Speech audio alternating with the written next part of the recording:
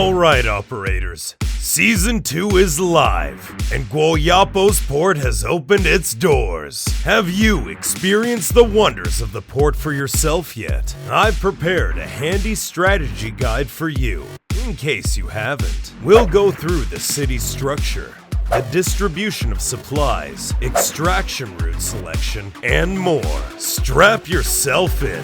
Let's pump those extraction rate numbers.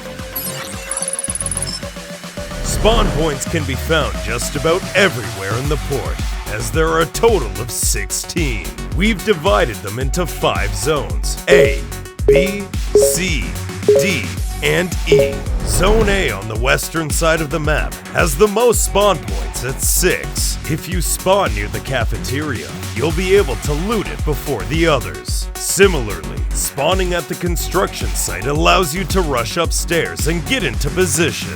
Then snipe operators traveling from the cafeteria to the department store's rear gate via the square. If you spawn at the department store, it's best to forget about the cafeteria. Enter the guard camp directly from the side gate, or loot Port Authority instead. Zone B's spawn points drop you smack dab in some good loot sites. Hit the post office or Shorewind Lane and stock up. Your next destination, Twilight Apartment or Port Authority, is just a matter of risk tolerance. On the eastern side of the map, Zone C spawn points are scattered around Twilight Apartment.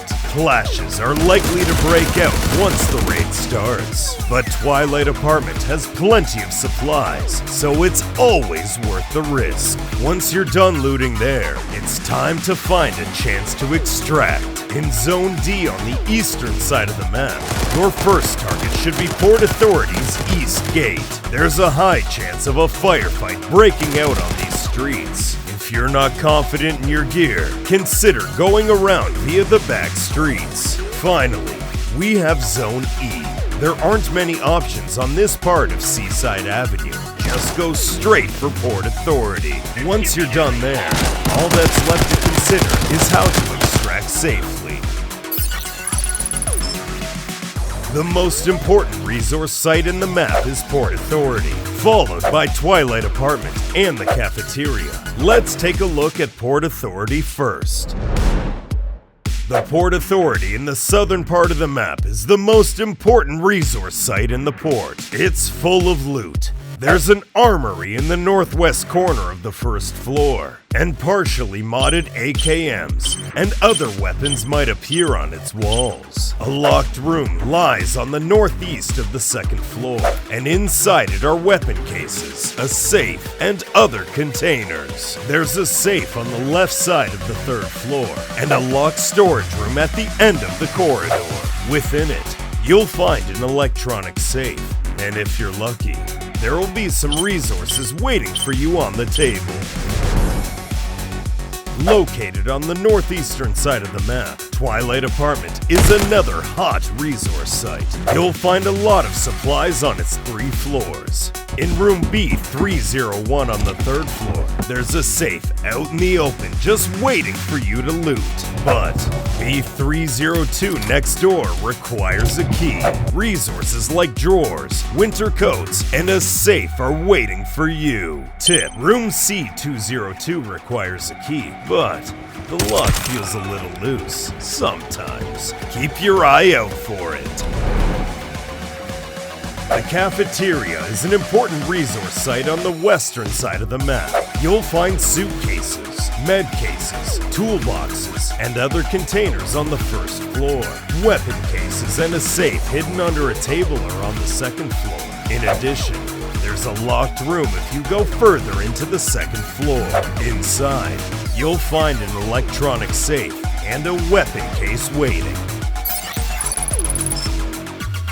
The intersection at Shorewind Lane is at the center of the port area.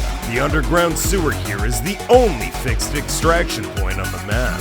This extraction point at the underground sewer is available to all operators and imposters. Due to its narrow and dim environment, it's the perfect spot for an ambush. If you do choose this as your extraction point, toss a grenade inside beforehand and avoid giving away everything that you've looted. A military transport helicopter is parked at the square between Shorewind Lane and the post office. Head to the tent on the eastern street and use the radio to start the helicopter. During the extraction countdown, the sound of the chopper's engines may attract some unwanted guests. If you do choose the helicopter as your extraction point, consider covering your retreat with smoke grenades. Besides these 2 extraction points, there are 2 more chance-based extraction points, as well as 2 conditional extraction points on the map.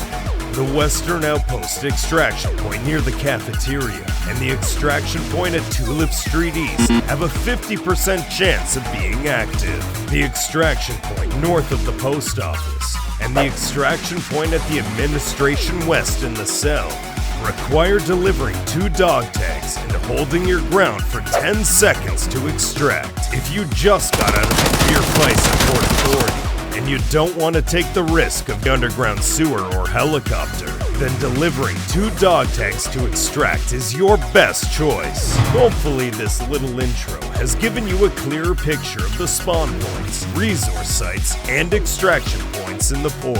That's it for today's port guide. We hope this helped you familiarize yourself with the engagement opportunities you'll find in the port. See you again soon in the next episode of Loot Collector.